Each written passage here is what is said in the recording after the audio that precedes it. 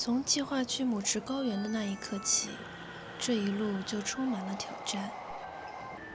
6点乘坐去东京站的电车，6点半乘坐前往长野的新干线，9点转乘前往母池高原的巴士，10点坐上登山小缆车。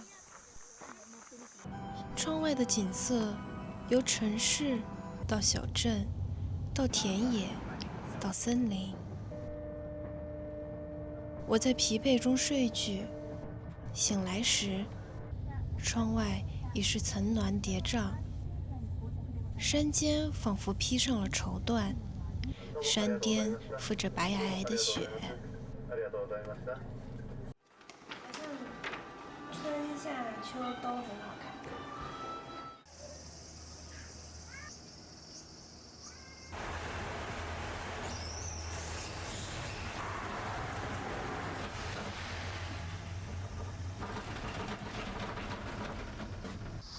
在缆车上，伏在狭小的换气窗旁，向外眺望。山脚的城镇渐行渐远，茂密的森林拥我们入怀。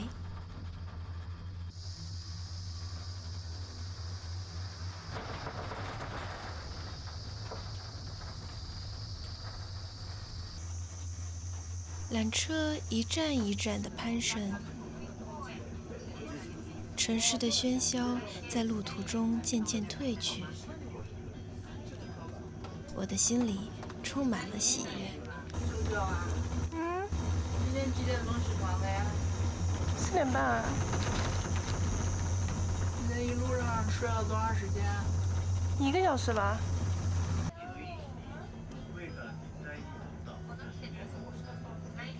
云在不远处，以最和善的姿态观察着我们。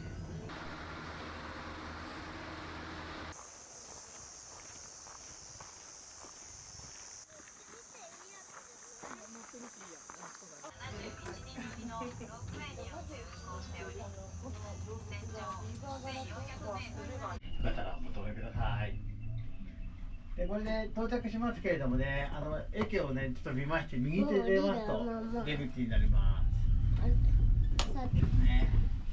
经过了长途的跋涉，终于到达了徒步的起点——母池自然园。这里是驿站，与客人闲谈的店家，在长椅上吃冰淇淋的旅客，教我辨认蝴蝶的大叔，悄悄告诉我哪家餐厅最便宜的奶奶。我喜欢这里的瞬间。工作人员告诉我们，园区徒步大概要4小时，只有这里的驿站有食物补给，于是我们决定先填饱肚子再出发。在山里，最常见的食物是荞麦面，面上放着用时令蔬菜做成的天妇罗，还有一些山间的野菜。这家驿站还为登山者提供免费的饮用水。饱餐过后，我们进入园区，沿着这木栈道走着，这里的景致让我想起了委赖高原。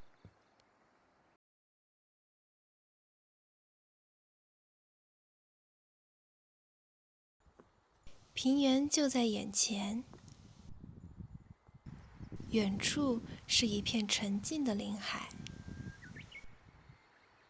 在这片湿地小道上，云的光影在湿地平原上慢慢地流淌。我们坐在木凳上，细细地观看那光和云、风和草之间的嬉戏。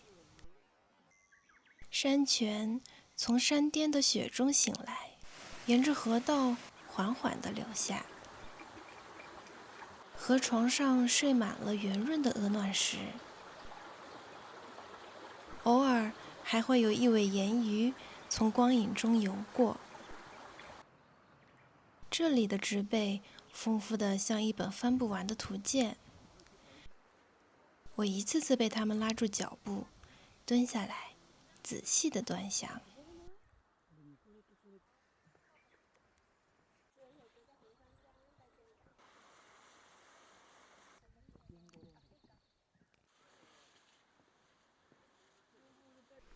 这棵树是被雷劈了吧？北阿尔卑斯山的全貌被雾遮了起来。我盼望着旅途中雾会散去，却没想到它越来越浓。山脊上堆积着白雪，现在已是8月份，积雪依旧没有融化的迹象。经过了2小时的努力，我们终于登上了山顶。远处的风景像是被薄纱笼住，近处是刚才走过的湿地平原。前面应该是白马村吧？休息时，我伸手捉住了一只蜻蜓，它歪着脑袋，不可置信地看着我。对，小心眼，事儿做完了都。下山的路上，我们经过了一片坍塌的栈道。这是小小的山体滑坡吧？哎咻，哎咻，ロープにそうで，还是拽着绳子比较好。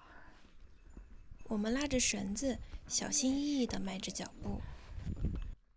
1个半小时后，我们安全地回到了平原。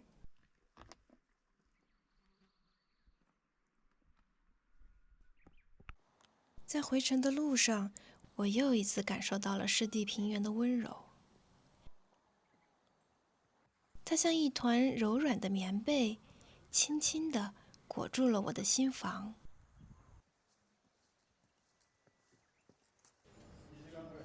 旅程的最后一站是纪念品商店。在快速浏览过纪念品店后，我们坐上了回程的缆车。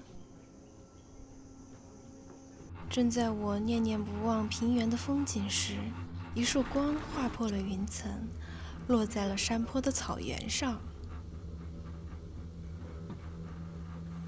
我透过被画花的玻璃，看见山脚的小镇被整个照亮。愿大家都能遇见这样惊喜的瞬间。感谢你的陪伴，我们下次再见。